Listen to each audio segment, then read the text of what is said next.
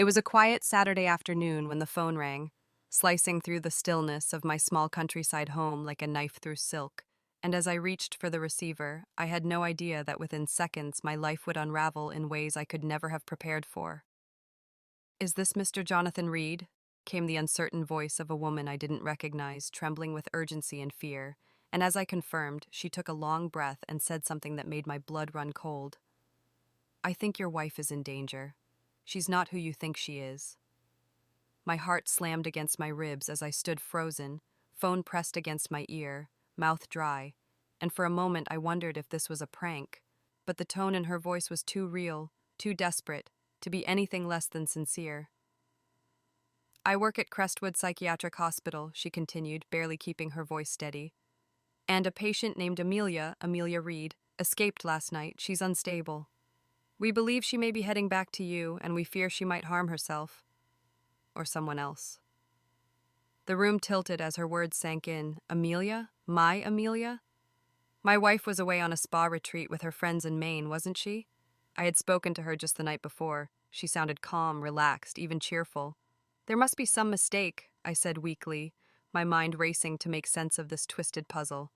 "My wife is fine. I spoke to her yesterday." But the woman on the other end sighed, and what she said next chilled me to the bone.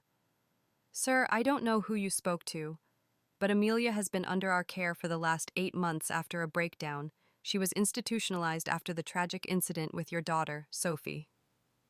At that moment, the name I had buried deep in the vault of my soul came crashing back to life. Sophie, our precious 6-year-old daughter who had drowned in a lake during a summer picnic 2 years ago. My wife had never been the same since, but we had worked through it, or so I thought. I remember standing in our kitchen that fateful evening, cradling my wife in my arms as she sobbed uncontrollably, blaming herself for looking away for just one moment, and how I assured her it wasn't her fault, even when deep down I wasn't so sure. But to hear now, from a stranger, that my wife had been in a psychiatric facility for months, contradicted everything I believed to be true about our life, about the woman sleeping beside me every night. "Then who has been living with me all this time?" I whispered hoarsely, and the line went silent for a second too long before the woman replied, "That's what we're trying to find out." My knees buckled and I sank into the couch, heart thudding violently, mind clawing at memories of the past few months, meals cooked together, walks by the river, quiet evenings watching TV, her laughter echoing through the house, and none of it made sense anymore. Who was that woman I had been sharing my life with? Just then, the front door creaked open, and I froze. My wife had returned early, smiling, carrying a small bouquet of wildflowers. "Hey, love," she said, brushing her auburn hair behind her ears. "You look like you've seen a ghost."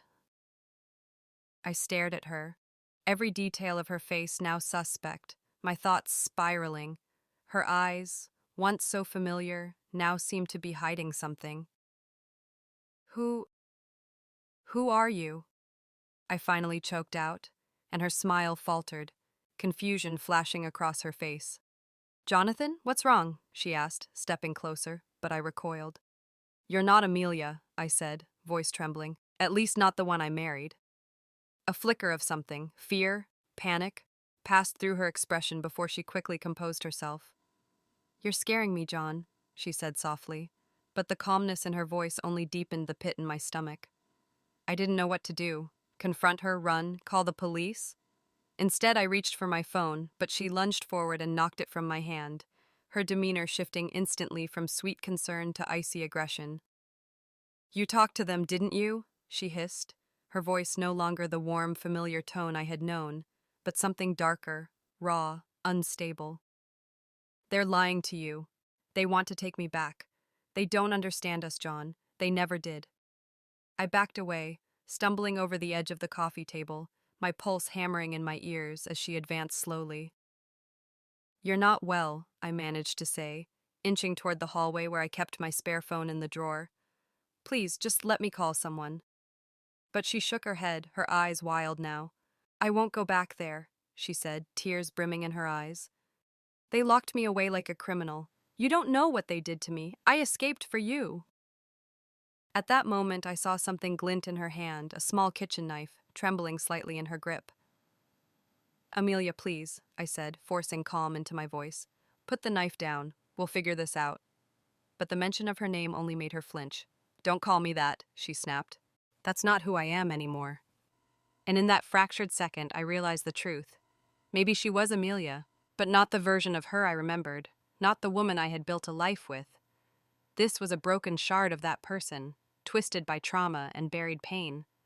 The moment she blinked, I dashed toward the drawer, grabbing the spare phone and locking myself in the study, dialing 911 with trembling fingers. As the dispatcher picked up, I could hear her banging on the door, screaming my name, sobbing, apologizing, pleading. The police arrived minutes later, but it felt like a lifetime. The image of her being led away, screaming that she loved me, that she was sorry, will haunt me forever. I later confirmed with the hospital that she had indeed escaped, that she had manipulated a nurse into smuggling her a phone, and had impersonated her own sister for months using an old social media account to fool me into believing she was away at a retreat. The real Amelia, the version of her that had once been my partner, my friend, the mother of my child, was gone long ago, buried under layers of grief and madness. In the months that followed, I moved out of that house, unable to walk its halls without hearing her laughter or her screams. I now live alone in a small apartment in the city, far from the lakes and forests that once defined our life together. But even now, on quiet afternoons, when the phone rings unexpectedly, my heart still races and I brace myself for the possibility that it might be her, calling again, whispering from the edges of sanity, trying to come home.